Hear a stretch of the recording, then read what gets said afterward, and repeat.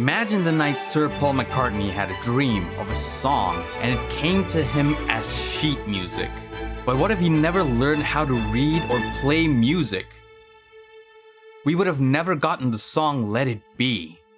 Drawing works the same way and requires these similar skills that we tend to overlook. So we'll be going about how the drawing process works, what's holding you back, and how to fix it. But before that, quick disclaimer. I'll be going about this as if I were guiding someone who wants to be a professional artist, but please be clear, you don't need to have this as your goal. You're free to use this information however you like for your own art journey. Now, the process of drawing starts with an image. This can be from a reference or from your head. This is what you're intending to draw. Then it's a matter of transferring the image from your head onto the canvas. This works the same way no matter how simple or complex the image is, whether it's as simple as a square or the human figure. Beginners tend to get stuck here, but transferring the image is a skill, and like all skills, it can be learned. Most of the time, beginners will watch a lot of tutorials and read books, which improves the image and the theory part of the process, but it doesn't matter how good your image is if you're bottlenecked by the transfer of the image to the canvas. Don't get me wrong, it isn't all for nothing. Your image or visual library is still improving. You just have to spend some time to remove that bottleneck.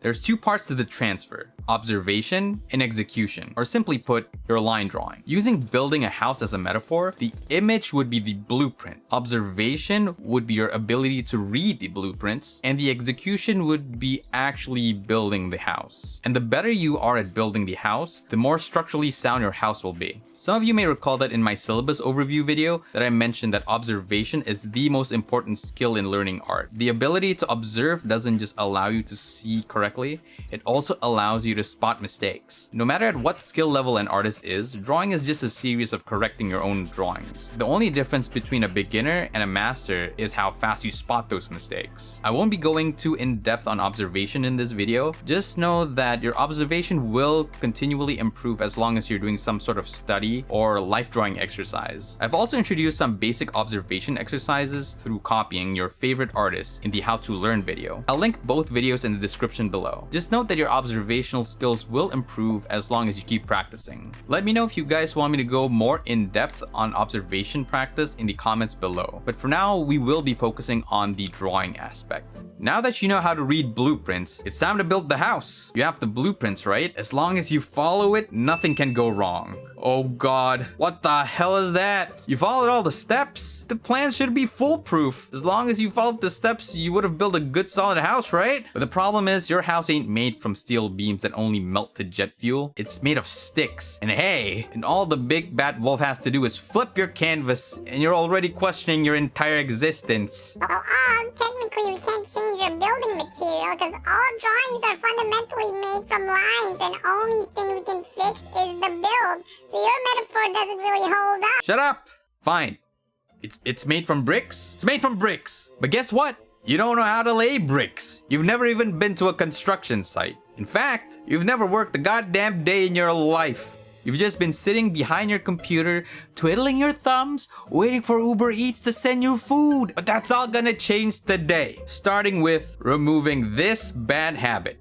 No more scratchy lines. That is the equivalent of scattering your bricks on the floor as you struggle to match the shape of the wall to the blueprints instead of actually building the wall because you're too worried that the wall won't look right. You probably already know to have smooth, continuous lines, but still, you don't do it. Why? I'll tell you why. Habit. So stop worrying about how the drawing looks for now and focus on building good drawing habits until you don't even have to think about making continuous lines. Because just like breathing, if you have to constantly think about it, it's gonna make doing other things a lot harder. Don't worry, it's just a sketch. I use proper drawing techniques when doing line art, I swear! Again, it's about building good habits. If you naturally default to bad line habits when sketching, imagine that when you spend most of your time on the sketch versus actually putting down the line art, the amount of time you spend using bad techniques would outweigh the good techniques, and that would develop into a bad habit.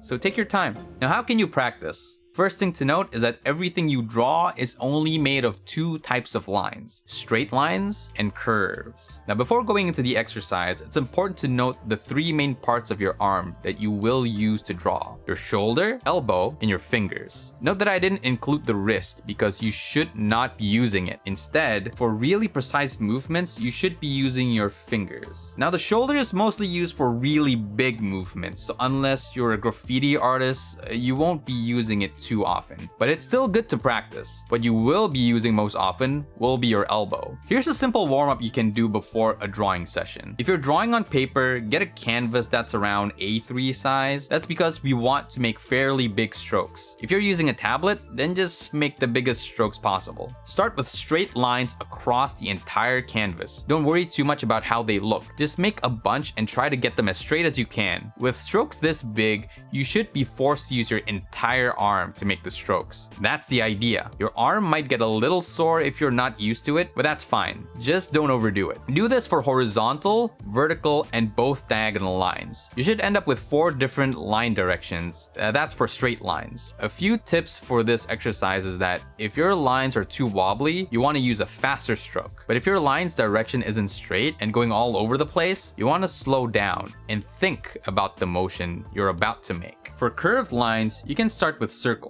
Remember that the entire point of this exercise is just to get you used to making continuous lines. So don't worry about what the circle looks like. All that matters is the motion. So you should go around the circle over and over and slowly adjust your angle and direction as you get the correct shape. If you do this often enough, you should start getting used to the movement of making something close to a good looking circle. There's other movements that you can also do, like the S shape, C shape, and the figure 8. By the way, if you guys are ever unsure if you're doing the exercises right and you need someone to take a look, you can always catch me on my live streams on Twitch. And if you have questions about the exercises themselves, you can tweet me your questions or any other art related questions at Og's Art Support. Now that you've developed good line habits and know how to build a proper wall, it's time to match the shape of that wall with the blueprint. What this requires is line control. The entire point of this is to allow yourself to actually draw what you intended to draw. Know that situation where you start to draw your neighbor's dog and you kind of drew the lines a little wrong and your hand just refused to follow your plans, and now you're stuck drawing a concept art of an alien for James Cameron's next vanity project. With good line control, you can finally work together with your hand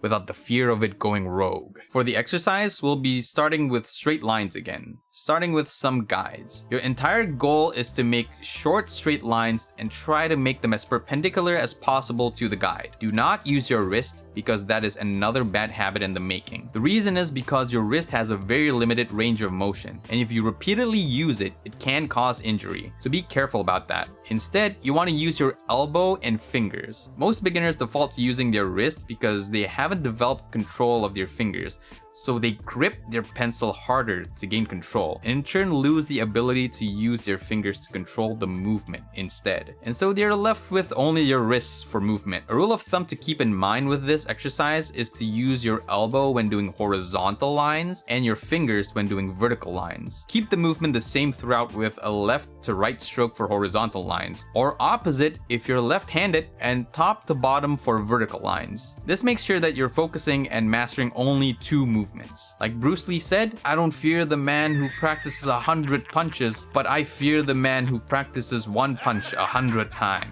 Well, I couldn't exactly get this down to a single stroke, but I got it down to 2, which is close enough. All the same rules apply to the diagonal lines. All you have to do is reposition your arm a little to the side, and you should be using the same 2 movements for all the diagonal lines. Now that I've given you the exercises, it's important that I remind you that drawing isn't all about practice, but mileage. So do these practices before a drawing session, but don't forget to draw for yourself. Remember that a man who walks only for the destination will not walk as far as the man who loves walking. So make sure you just keep drawing, and I promise you that you will definitely improve. Now, everybody knows that the best way to improve at something is to do it every day. But how do you get yourself to draw every day? And what do you do when you can't start? I've got a list of my best practices for you in this video right here.